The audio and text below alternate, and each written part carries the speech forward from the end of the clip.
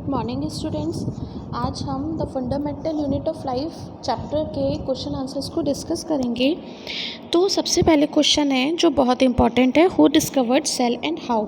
Answer है Robert Hooke discovered the cell. Cell को किसने डिस्कवर किया था? रॉबर्ट हुक ने। और कैसे किया था? उन्होंने एक कॉर्क लिया था और उसकी एक स्लाइस को कट करके उसे माइक्रोस्कोप में देखा था। प्रिमिटिव माइक्रोस्कोप मतलब उन्होंने वो माइक्रोस्कोप जो बनाया था वो इतना एडवांस नहीं था, इसलिए इसको प्रिमिटिव बोला गया है। सेकंड क्वेश्चन है, why is the cell called the structural and functional unit of life. Cell के स्ट्रक्चरल यूनिट क्यों कहते हैं? क्योंकि जितने भी यूनिसेलुलर, जितने भी मल्टी सेलुलर ऑर्गेनिज्म हैं, उनकी बॉडी का फंक्शन सेल से ही होता है और सेल में ही हेरिडिटरी इंफॉर्मेशन होती है। ये देखो लिखा भी है,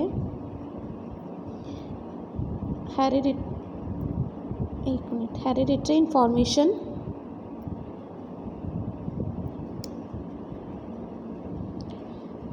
necessary for regulating cell function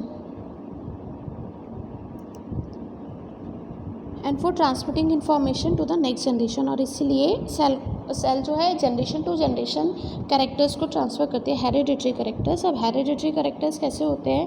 जैसे कुछ एनिमल्स में ऐसा देखा जाता है कि जो उनके पेरेंट्स में कैरेक्टर्स होते हैं वही कैरेक्टर्स उनके नई जनरेशन में आते हैं, तो ये कहलाते हैं हेरिडिटरी कैरेक्टर्स। नेक्स्ट क्वेश्चन है, how to substance like CO2 and water moves in and out of the cell, discuss. तो कोई भी गैसेस जब सेल के अंदर या सेल के बाहर मूव करती है तो वो डिफ्यूज़न की वजह से करती है।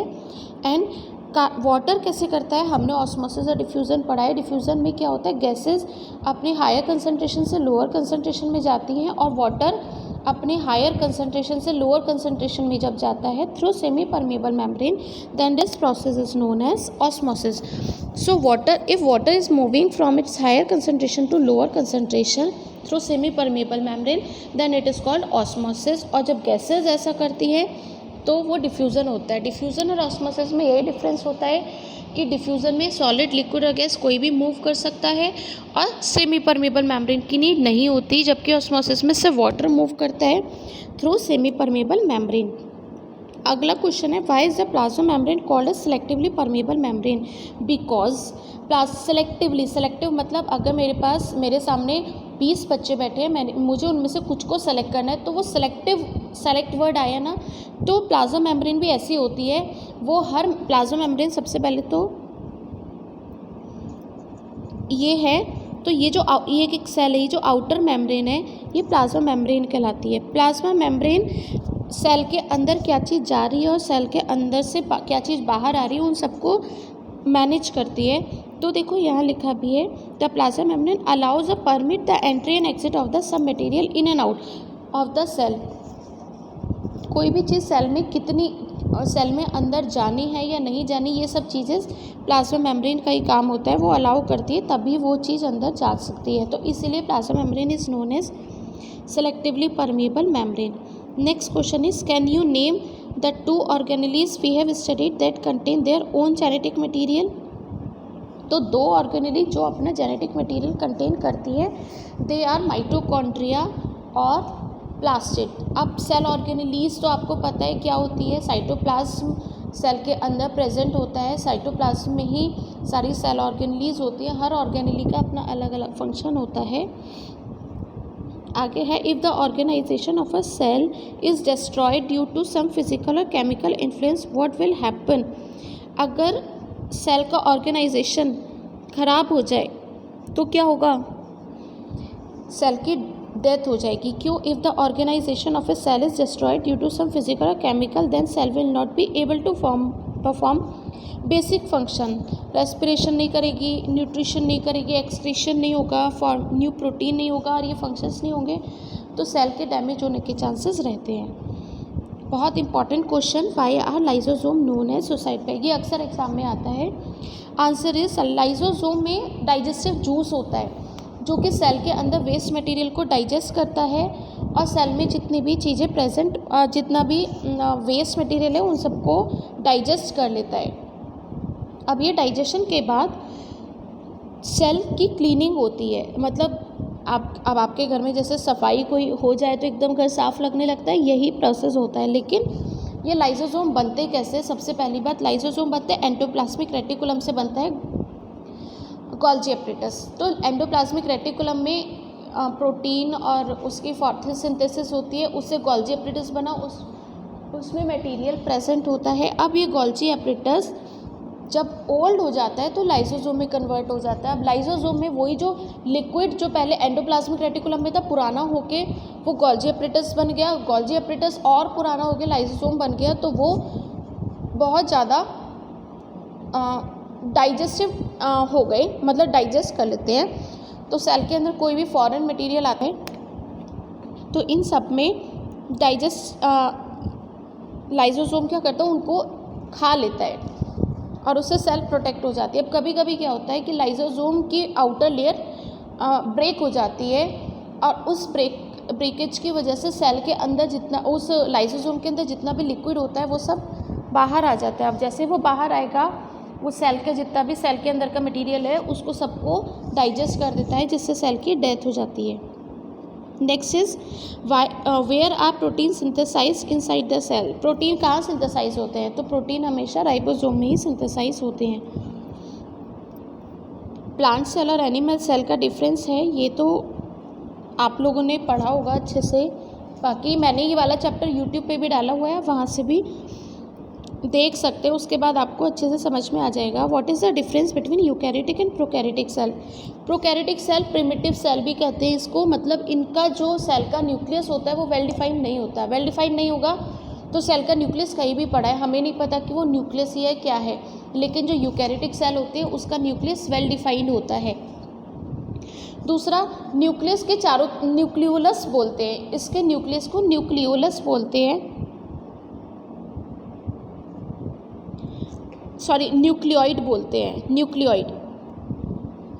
अब न्यूक्लियर रीजन, अब न्यूक्लियस के चारों तरफ जो वॉल होती है वो प्रेजेंट नहीं होती, लेकिन प्रोकैरियोटिक में ये वॉल, यूकैरियोटिक में ये वॉल प्रेजेंट होती है।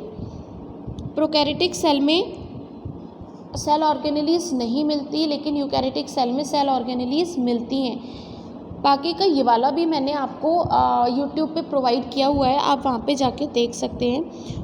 नेक्स्ट है what would happen if the plasma membrane rupture और ब्रेक। अगर प्लाज्मा मेम्ब्रेन रप्चर हो जाएगी तो क्या होगा? प्लाज्मा मेम्ब्रेन बताया था सेल के आउटर मेम्ब्रेन होती है, अगर वो ब्रेक हो जाएगी तो सेल के अंदर का सारा मटेरियल बाहर आ जाएगा, जिससे सेल की डेथ हो जाएगी।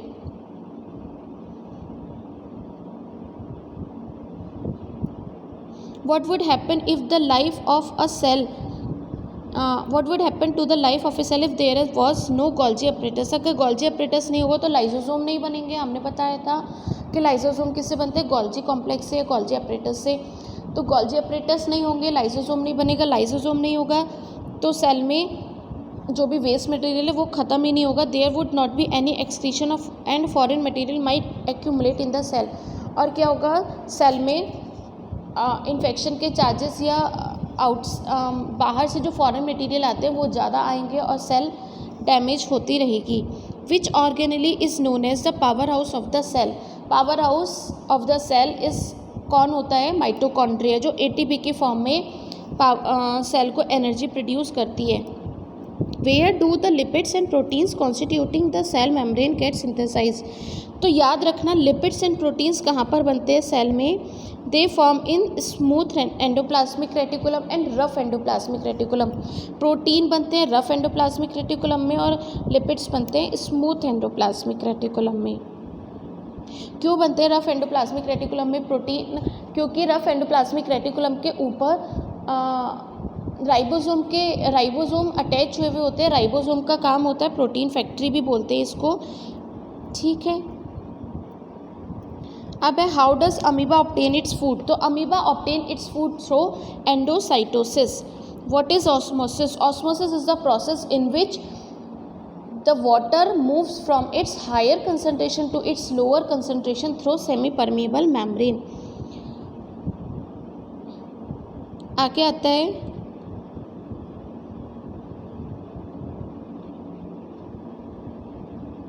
तो ऑब्जेक्टिव टाइप क्वेश्चंस हैं।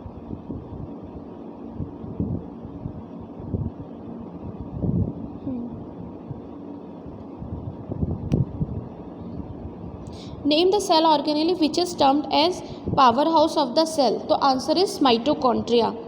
नेक्स्ट है which part of the cell plant cell permits it to withstand with dilute external medium without bursting, तो क्या है, सेल वॉल होती है। प्लांट सेल में सेल वॉल होती है और एनिमल सेल में सेल वॉल प्रेजेंट नहीं होती। याद रखना, एनिमल सेल में सिर्फ प्लाज्मा मेम्ब्रेन होती है और प्लांट सेल में प्लाज्मा मेम्ब्रेन भी होती है और साथ में सेल वॉल भी होती है।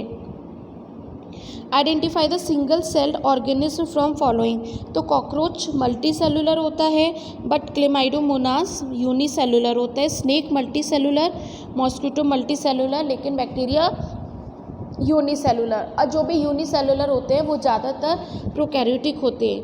What are the basic function of a cell, basic function क्या है सेल का, रेस्पिरेशन करना, न्यूट्रिशन करना, रिप्रोडक्शन करना, यही डाइजेशन, ये सब जितने भी फंक्शंस होते हैं वो सेल के ही होते हैं। When a living plant cell loses water through osmosis, there is concentration of the content in the cell away from the cell. What is this phenomena called? इसको प्लाज्मोलिसिस कहते हैं। प्लाज्मोलिसिस वो प्रोसेस होता है जिसमें कोई भी सेल अपना वाटर लूज करके श्रिंक हो जाती है। अब एग्जाम्पल के लिए आप देख लो, ग्रेप्स को ले सकते हैं। ग्रेप को अगर आप रख देंगे तो वो क्या होगा, थोड़े टाइम बाद श्रिंक हो जाएगा। क्यों? क्योंकि उसके अंदर का जो लिक्विड था वो बाहर आ गया, तो ये कहलाता है plasmolysis. List the constituent of plasma membrane, plasma membrane दो चीज़ों से मिलकर बनी है, proteins and lipids. Name the process इन, अब ये देख, एक मिनट इसमें ही देखते हैं, प्रोटीन और लिपिड से मिलकर बनी है। प्रोटीन और लिपिड कहाँ बनते हैं, एंडोप्लाज्मिक रेटिकुलम में। तो जब भी सेल मेम्ब्रेन या प्लाज्मा मेम्ब्रेन ब्रेक होती है या फिर कुछ डैमेजिंग होती है तो उसकी रिकवरी कौन करता है, endoplasmic reticulum.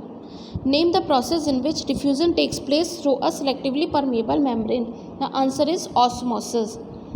Define diffusion, diffusion is the spontaneous movement of a substance. Diffusion क्या होता है, किसी भी सॉलिड, लिक्विड और गैस का हायर कंसनट्रेशन से लोअर कंसनट्रेशन में जाना through semi permeable membrane. Sorry, इसमें सेमी परमेबल मेम्ब्रेन की नीड नहीं होती। तो डिफ्यूजन में हायर कंसनट्रेशन से लोअर कंसनट्रेशन में जाते हैं सॉलिड, लिक्विड और gas.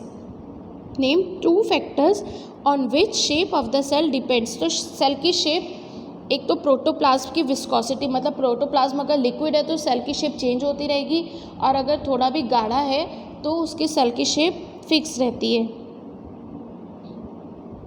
What is the chemical composition of cell wall in plants and fungi, तो सेल वॉल अभी हमने प्लाज्मा मेम्ब्रेन में पढ़ा था कि लिपिड्स और प्रोटीन की बनती है, लेकिन यहाँ पे अब सेल वॉल की बात आ रही है तो वो सेलुलोज की बनती है प्लांट्स में, और काइटिन, ये चिटिन नहीं पढ़ना, इसको काइटिन पढ़ना है, काइटिन की बनती है फंजाई में। ठीक है, सेल वॉल सेलुलोज की या काइटिन की बनती है, जबकि प्लाज्मा मेम्ब्रेन प्रोटीन और लिपिड्स की बनती है। State the function of chromosome in a cell, chromosome contain information for inheritance of feature from parents to next generation, तो क्रोमोसोम क्या करते हैं, कैरेक्टर्स को कैरी करते हैं एक जनरेशन से दूसरी जनरेशन में। जैसे इसका एग्जांपल है, अगर किसी के पापा के हेयर का कलर ब्लैक है तो उनके और उसके मम्मा का कलर ब्राउन है, तो हो सकता है उस बच्चे के हेयर का कलर या तो ब्लैक होगा या फिर ब्राउन होगा। ऐसा नहीं है कि उसके हेयर का कलर डार्क ब्राउन या फिर लाइट ब्राउन हो जाए। ठीक है, तो ये हेरिडिटरी इन्फॉर्मेशन होती है। इसी तरह से आइज़ का कलर भी होता है, एक बच्चे के मम्मा का आइज़ का कलर ग्रे है और उसके पापा की आइज़ का कलर ब्राउन है, तो हो सकता है उसकी आइज़ ब्लैक कलर की हो, नहीं हो सकता, क्योंकि हेरिडिटरी इन्फॉर्मेशन क्या होता है, ये एक जनरेशन से दूसरी जनरेशन में ट्रांसफ़र करती है। और ये काम कौन करता है, क्रोमोसोम करता है, हेरिडिटरी कहते हैं इसको है। Name the functional unit of DNA that carries genetic information, तो जीन्स होते हैं। अब इसको समझते हैं, सेल के अंदर न्यूक्लियस होता है, ये देखो सेल के अंदर होता है न्यूक्लियस, न्यूक्लियस के अंदर होता है क्रोमोसोम, क्रोमोसोम के अंदर होता है डीएनए, डीएनए के अंदर होता है जीन। तो जीन, डीएनए हम कहते हैं कि डीएनए भी एक इंफॉर्मेशंस को कैरी करता है, तो डीएनए में जीन्स होते हैं जिनकी वजह से कैरेक्टर्स एक जनरेशन से दूसरी जनरेशन में कैरी होते हैं। Give the term for the incipient nucleus of prokaryote से मैंने अभी आपको प्रोकैरियोट्स और यूकैरियोट्स के डिफरेंस में बताया था कि प्रोकैरियोट्स के न्यूक्लियस को न्यूक्लियोइड बोलते हैं। Why is nucleus called director of the cell, क्यों कहता है? क्योंकि न्यूक्लियस ही, जैसे हमारा ब्रेन हमारी पूरे बॉडी के फंक्शन को मेंटेन करके रखता है, इसीलिए इसी तरह से न्यूक्लियस भी हमारे एक सेल के सारे फंक्शंस को मेंटेन करके रखता है, और इसीलिए it is known as director of the cell और ब्रेन ऑफ द सेल। कभी कभी ब्रेन भी लिखा हुआ आ जाता है। Name 2 cell organelles that have their own genetic material. कौन कौन सी होती है? ये हमने अभी पीछे पढ़ा ही था, माइटोकॉन्ड्रिया और plastid. Name the cell organelle which is able to destroy a damaged cell. Damage cell को डिस्ट्रॉय करने का काम किसका होता है? लाइजोसोम का, क्योंकि डाइजेस्ट कर लेती है। Give 1 word answer of the following. Organelle contain chlorophyll, तो उसको बोलते हैं plastid. Living matter of the cell, उसको बोलते हैं protoplasm. Cell without membrane bound nucleus, nucleoid, cell without, cell उसको बोलते हैं prokaryotic cell.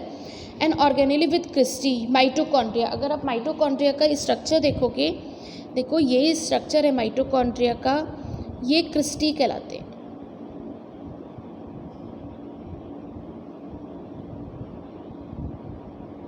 Finger like projection होती है, तो ये जो होते हैं ये क्रिस्टी कहलाते हैं। Name the process by which unicellular fresh water organism and most plant cells tend to gain water. तो वाटर कहाँ से, किस प्रोसेस से जाता है? ऑस्मोसिस से। अभी हमने इतने क्वेश्चंस कर लिए कि अब काफ़ी क्वेश्चंस रिपीटेड ही होंगे। अब आप आगे के क्वेश्चंस पढ़ देखोगे तो आपको वो रिपीटेड ही दिखेंगे ज़्यादातर। In which part of the plant are chromoplast found. Chromoplast, देखो प्लास्टिड में 3 पिगमेंट्स होते हैं, क्लोरोप्लास्ट, क्रोमोप्लास्ट और ज़ेंथोफिल। क्लोरोप्लास्ट का काम होता है प्लांट्स को ग्रीन कलर देना। क्रोमोप्लास्ट का काम होता है कलरफुल जो प्लांट्स के पेटल्स होते हैं, जैसे रोज़ रेड कलर का होता है, ऑरेंज कलर का होता है, येलो कलर का होता है, या फिर कोई फ्रूट रेड कलर का है, कोई पर्पल कलर का है, कोई वेजिटेबल, ये सब जो अलग अलग कलर के होते हैं वो क्रोमोप्लास्ट की वजह से होते हैं। ज़ेंथोफिल जो होता है वो ट्रांसपेरेंट पिगमेंट होता है। तो क्रोमोप्लास्ट, क्लोरोप्लास्ट ग्रीन कलर देता है, क्रोमोप्लास्ट मल्टी कलर, मतलब कोई सा भी कलर दे सकता है। Which cell organelle is responsible for the release of energy, पढ़ा था ये हमने, माइटोकॉन्ड्रिया है। विच टाइप, इसको छोड़ दो, चलो देख लेते हैं एक बार। Which type of ribosome are found in prokaryotes and eukaryotes. तो प्रोकैरियोट्स 70S और 80S दो तरह के होते हैं। 70S मिलता है प्रोकैरियोट्स में, 80S मिलता है यूकैरियोट्स में। ये इतना ही आ गया, वैसे आपके सिलेबस का नहीं है, फिर भी मैंने बता दिया। इसके आगे का आप फर्दर क्लासेस में पढ़ेंगे, इसलिए अभी ऐसे क्वेश्चंस वैसे एग्ज़ाम में जनरली आते नहीं हैं। Why ribosome called protein factory, क्योंकि प्रोटीन की सिंथेसिस करते हैं। अगर फैक्ट्री का नाम है तो आइसक्रीम फैक्ट्री, तो वहाँ पे आइसक्रीम बनती है, ऐसे प्रोटीन फैक्ट्री है तो वहाँ पे प्रोटीन बनता है। प्रोटीन कहाँ पर बनता है? राइबोसोम में। Name the substance which gives green colour to the leaves of the plants. तो क्लोरोफिल की अभी मैंने बताया था, क्लोरोफिल क्लोरोप्लास्ट की वजह से प्लांट्स का कलर ग्रीन होता है। What is the name of Golgi apparatus in a plant cell? Dictyosome बोलते हैं। प्लांट सेल का जो गोल्जी अपरेटस होता है उसको डिक्टियोसोम बोलते हैं, और एनिमल सेल के गोल्जी अपरेटस को गोल्जी अपरेटस ही बोलते हैं। Every multicellular organism has arisen from a single cell, justify this answer. तो देखो जितने भी मल्टी सेलुलर ऑर्गेनिज्म होते हैं वो एक सिंगल सेल से बनते हैं। कैसे देखते हैं इसको। जो सेल होती है उससे बनते हैं टिश्यू, मतलब कई सारी जब सेल्स मिल जाती हैं तो उससे टिश्यू बन जाता है। उसके बाद जब कई सारे टिश्यू मिल जाते हैं तो उससे क्या बनता है? ऑर्गन। ऑर्गन से बनता है ऑर्गन सिस्टम, और ऑर्गन सिस्टम से बनता है ह्यूमन बॉडी। तो इसका मतलब क्या हुआ? जितने भी हमारी बॉडी के फंक्शंस हैं वो कहाँ से शुरू हो रहे? सिंगल सेल से। पूरी बॉडी किससे बनी? सिंगल सेल से। एक सेल से बना टिश्यू, मतलब एक सेल से जब एक सेल डिवाइड हुई तो कई सारी सेल्स बनी, उन सेल से बना टिश्यू। एक तरह की कई सारी सेल्स को मिलकर बना टिश्यू। अब कई सारे अलग अलग टिश्यू से मिलकर बना ऑर्गन, कई सारे अलग अलग ऑर्गन से मिलकर बना ऑर्गन सिस्टम, और उस ऑर्गन सिस्टम से ह्यूमन बॉडी बनती है। तो इसका मतलब basic unit of the life is क्या है, cell. The shape and size of the cell are related to the specific function they perform. Justify given statement with a suitable example. देखो amoeba की कोई शेप नहीं होती, तो amoeba can change its shape to perform its function. Amoeba को अगर कहीं फूड लेना है तो कैसे लेता है, देखो ये एक अमीबा है, इसने देखा कि यहाँ पर एक फूड है, अब ये क्या करेगा, अपने इस सेल वॉल को, अब ये क्या करेगा, देखो ये अपनी सेल वॉल को ऐसे ऐसे ऐसे कर लेगा, ठीक है। अब उसके बाद क्या होगा, एक ये यहाँ पे ऐसे बन जाएगी और ये हट जाएगी। अब ये पूरी इस तरह से बन गई, अब ये बंद हो गया, ठीक है। अब इसने इस फूड को अंदर ले लिया, ये फूड अब इस अमीबा में आ गया, क्योंकि अमीबा अपनी शेप चेंज कर सकता है, तो अब ये फूड अंदर आ गया। अब इसने ये फूड को खा लिया, अब इसे इस फूड को बाहर निकालना है। अब ये फूड इधर आ गया, अब ये क्या करेगा, वापस से एक यहाँ पे सेल बनाएगा और फिर दूसरी सेल ऐसे रप्चर हो जाएगी और ये फूड मटेरियल जो वेस्ट था जो इसके काम का नहीं था वो बाहर आ गया। तो इस तरह से अमीबा अपना